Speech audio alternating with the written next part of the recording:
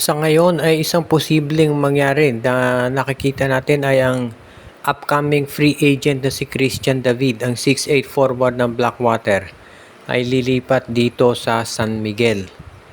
Para do sa mga hindi pa nakakaalam, ito si Christian David, ang 6'8 power forward center ng Blackwater Bossing, at ang kontrata nito ay mag-expire sa katapusan ng buwan na ito. At kabilang ito sa mga players talaga na gustong makuha ngayon ng maraming mga koponan. Kaya nga hindi na ako magugulat kung sakasakali na itong si Christian David ay kukunin nitong San Miguel Beer. Dahil alam naman natin ang SMB naghahanap ngayon ng isa pang malaking sentro na pwede nilang ipares kay Junmar Fajardo.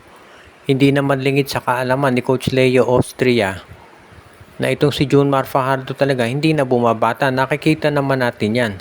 Napapadalas na yung mga injuries dito. So kinakailangan nila ng isa pang power forward o center.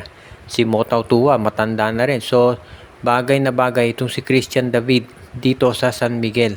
Kaya hindi na nakapagtataka na siya talaga ay susubukang kunin ngayon ng management. At kung pag-uusapan naman yung kontrata, alam naman natin na kayang magbigay ng SMB ng malaking kontrata dito kay Christian David. So hindi magiging problema yung tinatawag natin na contract. Kaya magiging good news ito para sa San Miguel kung sakasakali nga na matutuloy yung pagkuha nila dito kay Christian David.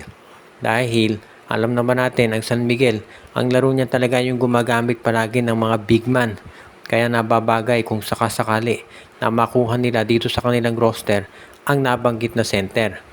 Dahil restricted free agent si David, kinakailangan lakihan ng San Miguel yung offer para ma-acquire nila ang nasabing player. Sa ngayon, ito namang ibang mga PBA teams ay nagre-ready na rin. Kabilang na itong Rain or Shine Elasto Painters. Dahil sa ngayon, itong Rain or Shine Elasto Painters ay baka kumuha ng mga bagong mga recruits. Alam na natin si Tyrus Hill nagta-try out dyan. Pero hindi na ako magugulat kung ang iba pang free agents katulad ni JB Casio at si Mac Bell susubukan din. Kinokonsidera ng marami na ang Rain or Shine Elasto Painters ay isa dito sa mga underdog sa darating na bagong season or sabihin natin dark horse. Dahil alam natin syempre ang powerhouse teams dyan, San Miguel, TNT at Ginebra. Pero dahil nga dito sa sabihin na natin na pagkuha ng top talents ni Coach Yeng Giao, maraming naniniwala na magiging kabilang na rin sila dito sa mga teams ngayon na ready na kumuha ng mga magagaling na players.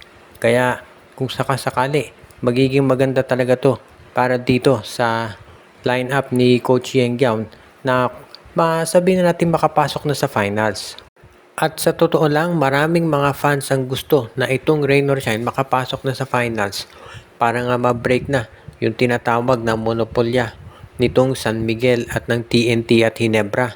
Dahil syempre matagal-tagal na, 2016 pa nung huling may nanalo ng independent team na kampyonato dito sa PBA. Kaya sigurado magiging sabihin natin very interesting ang madarating na araw kung sakasakali nga na itong sabihin na natin na itong si Coach Yeng Giao makakuha ng mga big players na talagang willing maglaro para dito sa koponan nitong si Coach Yeng. Kaya abangan natin ang development sa ROS.